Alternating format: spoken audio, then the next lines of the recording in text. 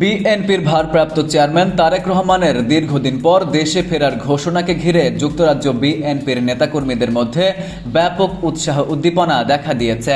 নেতার সঙ্গে একই দিনে দেশে ফেরার পরিকল্পনায় অনেকেই নিজ উদ্যোগে লন্ডন থেকে ঢাকা আসার টিকিট কাটার উদ্যোগ নেন।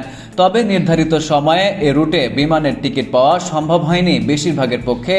এরই মধ্যে এ রুটের নির্দিষ্ট কয়েকটি ফ্লাইটের সব শ্রেণীর টিকিট বিক্রি হয়ে গেছে।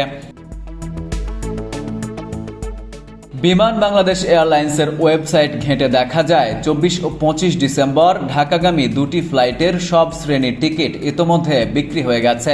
নির্ভরযোগ্য সূত্র বলছে তারেক রহমান বিমানের ফ্লাইটেই 24 ডিসেম্বর দেশের পথে রওনা হবেন। দলের মহাসচিব মির্জা ফখরুল ইসলাম আলমগীর গত 12 ডিসেম্বর বলেন, তারেক রহমান ঢাকা পৌঁছাবেন 25 ডিসেম্বর। এই 25 ডিসেম্বর থেকে বড়দিন ও সাপ্তাহিক বন্ধ মিলিয়ে 3 দিন ছুটি। জনগণের ভোগান্তি এড়ানোর জন্যই ভারপ্রাপ্ত চেয়ারম্যানের সফরের জন্য এ সময় বেছে নেওয়া হয়েছে বলেও উল্লেখ করেন তিনি। এ বিষয়ে বিমান বাংলাদেশ এয়ারলাইন্সের বিক্রয় ও বিপণন বিভাগের একাধিক কর্মকর্তা জানান, ডিসেম্বরের শেষ দিকে প্রতি বছরই লন্ডন ঢাকা রুটে টিকিটের চাহিদা তুলনামূলক বেশি থাকে। বড়দিনের ছুটিতে অনেক প্রবাসী বাংলাদেশি দেশে আসেন। চলতি বছরও সে ধারা অব্যাহত রয়েছে। ফলে আগেভাগেই ডিসেম্বরের শেষ দিকের ফ্লাইটগুলোর অধিকাংশ টিকিট বুকিং হয়ে গেছে।